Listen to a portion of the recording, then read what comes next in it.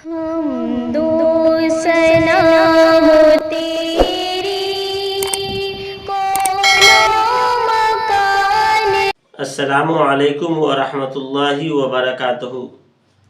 حمد و ثنا ہے اس پاک پروردگار کے لیے جس کے قبضہ قدرت میں ہماری اور آپ سب کی جان ہے۔ دوستو، جس ماہ معظم سے ہم لوگ گزر رہے ہیں وہ شعبان المعظم کا مہینہ ہے۔ اس کی بڑی فضیلت ہے، بڑا مرتبہ ہے، اس مہینے کا بڑا مقام ہے۔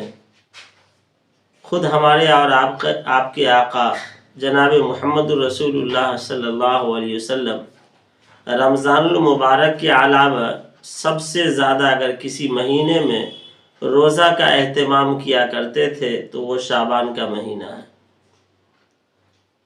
اور اس شعبان المعظم کی بڑائی عظمت اس اعتبار سے بھی ہو جاتی ہے کہ اس مہینے کی 15ویں شب جو بڑی برکت والی رات ہے، بڑی عظمت والی رات ہے، اللہ تبارک و تعالی نے قرآن مقدس میں فرمایا، اعوذ باللہ من الشیطان الرجیم، بسم اللہ الرحمن الرحیم، انا انزلناہ فی لیلۃ مبارکہ انا کنا منذرین فیہا یفرق کل امر حکیم۔ اس آیت کے بارے میں اکثر و بیشتر بڑے مفسرین، ہمارے بڑے اکابر کا یہ کہنا ہے کہ یہ جو ہے یہ آیت اور اس آیت کے اندر جو فیوز و برکات کی گفتگو ہو رہی ہے وہ شعبان المعظم کے 15ویں شب کے بارے میں ہے، لیکن ہمارے کچھ اکابر مفسرین کا یہ کہنا ہے کہ یہ لیلۃ القدر کے بارے میں ہے۔ بہرکیف یہ مہینہ اور اس مہینے کی 15ویں شب بڑی عظمت والی رات ہے۔ اس کے بارے میں دو طرح کے لوگ ہیں۔ کچھ لوگ ایسے ہیں کہ جو سرے سے انکار کرتے ہیں کہ اس کی کوئی برکت ہی نہیں ہے، اس کی کوئی عظمت ہی نہیں ہے، اس رات کی کوئی بڑائی نہیں ہے۔ کچھ لوگ ہیں کہ اتنا غلو کر دیتے ہیں کہ اس کی خصوصی نماز پڑھتے ہیں، خصوصی عبادت کرتے ہیں، اس کو خصوصی نام دے دیا جاتا ہے، اس رات میں چراغاں کیا جاتا ہے، پٹاخے پھوڑے جاتے ہیں، قبرستان کے اندر روشنیاں جلائی جاتی ہے، قبرستان کو آباد کر دیا جاتا ہے۔ تو کچھ لوگ غلو کرتے ہیں اور کچھ لوگ سرے سے انکار کرتے ہیں۔ تو دوستو، اس رات کی عظمت ہے، بس استحباب کے درجے میں ہے، مستحب کے درجے میں ہے۔ خود حضرت عائشہ رضی اللہ تعالی عنہ سے روایت ہے، حضرت علی رضی اللہ تعالی عنہ فرماتے ہیں کہ اللہ کے رسول صلی اللہ علیہ وسلم نے فرمایا، قوموا لیلہا وصوموا نہارہا، کہ تم رات میں اللہ تبارک و تعالیٰ کی عبادت کرو۔ اب یہ عبادت استحبابی عبادت ہے۔ اس رات کی عبادت کے بارے میں کسی جگہ یہ نہیں کہا گیا کہ اس عبادت کو اس طرح سے نماز پڑھنی ہے، اس رات میں اتنے قرآن پڑھنے ہیں، اتنے یہ کرنے ہیں، کوئی اس کا خصوصی تعین نہیں ہے۔ آپ اپنے طور پر نوافل کثرت سے پڑھ سکتے ہیں، اسی طریقے سے قرآن شریف کی تلاوت کر سکتے ہیں، اللہ تبارک و تعالیٰ کے دربار میں گریہ وزاری کر کے دعائیں کر سکتے ہیں۔ پھر 15ویں کے دن میں یعنی 15ویں شعبان کو آپ روزہ رکھیں، جیسے حضرت علی رضی اللہ تعالیٰ عنہ سے جو روایت ہے کہ قوموا لیلہا وصوموا نہارہا، کہ اس کے دن میں روزہ رکھو۔ بہت سارے لوگ جو ہے اس روزہ کے بارے میں بھی ہے کہ کچھ لوگ کہتے ہیں کہ اللہ کے رسول صلی اللہ علیہ وسلم نے فرمایا اس میں بہت زیادہ روزہ رکھو، اور خود اللہ کے رسول صلی اللہ علیہ وسلم بہت زیادہ روزہ رکھا کرتے تھے۔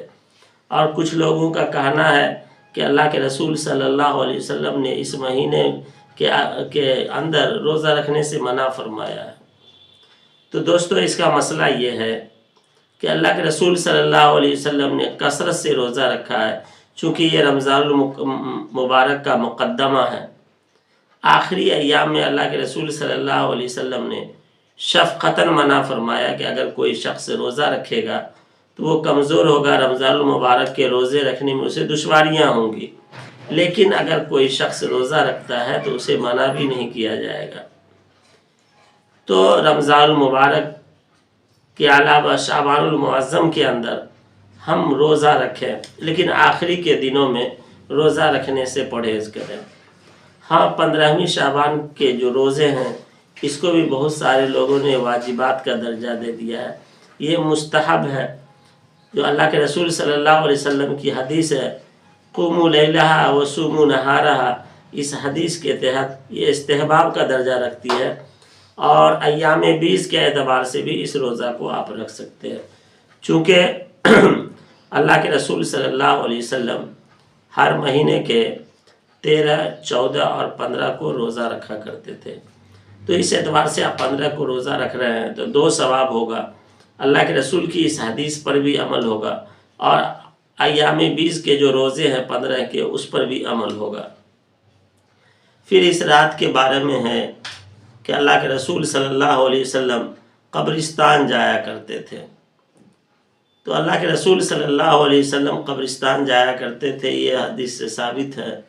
حضرت عائشہ کے گھر سے جنت البقیع کے اندر اللہ کے رسول صلی اللہ علیہ وسلم تشریف لے گئے، لیکن اس کے بارے میں ہے کہ بس اللہ کے رسول صلی اللہ علیہ وسلم گئے ہیں، لیکن اتنا نہ معمول بنا لیا جائے کہ اس کو واجب کے درجے میں اور لوگوں کا ایک جمع غفیر بنا کر کے، ایک بالکل بھیڑ بھاڑ کر کے یہ بھی اس طرح سے جانا جو ہے ممانعت کا درجہ رکھتا ہے، یہ مناسب نہیں ہے۔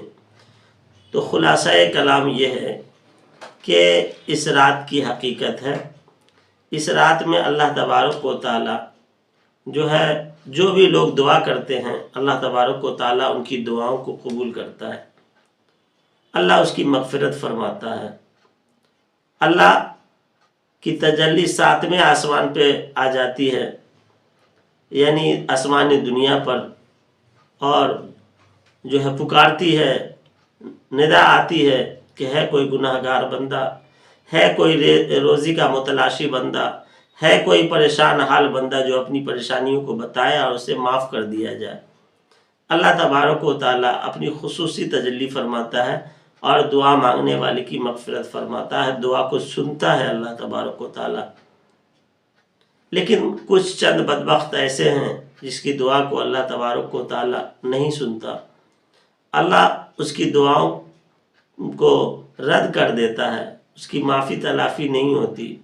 اس میں سے سب سے پہلا شخص ہے جو قاتل ہو، کسی کا قتل کرنے والا ہو، ناحق قتل کرنے والا، اسی طریقے سے قطع رحمی کرنے والا، تعلقات ہو، رشتے ہوں، اس رشتہ کو توڑ دیا، قطع تعلق کر لیا، ایک دوسرے سے بدگمانی کرنے لگا، ایک دوسرے سے اچھا تعلق بنا تھا اس تعلق کو توڑ لیا، اسے قطع تعلق کرنے والا کہتا ہے۔ قطع تعلق کہ ایسے لوگوں کی بھی دعا اللہ تبارک و تعالیٰ قبول نہیں کرے گا۔ شرابی کی دعا اللہ قبول نہیں کرے گا، جو لوگ شراب پیتے ہیں ان کی دعا کو بھی اللہ قبول نہیں کرے گا۔ اللہ تبارک و تعالیٰ شراب پینے سے اللہ حفاظت فرمائے، اور جو لوگ بھی شراب کی لعنت میں ملوث ہیں اللہ تبارک و تعالیٰ ان سے حفاظت فرمائے۔ اسی طریقے سے جو لوگ ماں باپ کے نافرمان ہیں اللہ تبارک و تعالیٰ اس کی دعا کو بھی قبول نہیں فرمائے گا۔ اللہ تبارک و تعالیٰ تمام انسانیت کو ماں باپ کی قدر کرنے کی توفیق عطا فرمائے، اور اسی طریقے سے اللہ تبارک و تعالیٰ گستاخ نبی، گستاخ رسول کی بھی دعا اللہ قبول نہیں فرمائے گا۔ تو اللہ تبارک و تعالیٰ ان چیزوں سے ہمیں پرہیز فرمائے، محفوظ فرمائے، ان چیزوں سے ہمیں اللہ روکے، اور اس رات میں ہم زیادہ سے زیادہ دعا کریں، استغفار کریں، اور اپنی غلطیوں کی معافی تلافی کریں۔ بڑی عظمت والی رات ہے، اس رات کے اندر جو بھی انسان دعا کرتا اللہ اسے قبولیت سے نوازتا ہے۔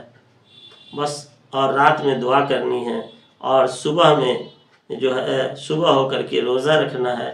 اس سے 2 فائدہ ہوگا کہ ایک جو قوموا لیلہا وصوموا نہارہا اللہ کے رسول کی حدیث ہے اس پر عمل، اور ایک ایام 20 کے روزے پہ عمل ہو جائے گا۔ اللہ تبارک و تعالیٰ سے دعا کریں کہ اللہ تبارک و تعالیٰ ہمیں اس رات میں زیادہ سے زیادہ عمل کرنے کی توفیق عطا فرمائے اور اللہ کو راضی کرنے کی توفیق عطا فرمائے، منانے کی توفیق عطا فرمائے، اللہ کو راضی کرنے کی توفیق عطا فرمائے اور اس رات میں سچے پکے تائب ہونے کی توفیق عطا فرمائے، توبہ کرنے والا بنائے اور اس کے کل ہو کر کے اللہ روزہ رکھنے والا بنائے اور رمضان المبارک تک ہمیں پہنچائے اور رمضان المبارک کے فیوز و برکات سے مستفیض ہونے کی اللہ توفیق عطا فرمائے۔ اللہ ہمارا اور آپ سب کا حامی و ناصر ہو۔ السلام علیکم ورحمۃ اللہ وبرکاتہ۔ کے عالموں کا مرتبہ بہت بلند ہے، یہ وارث رسول ہے، وفا بہت بلند ہے۔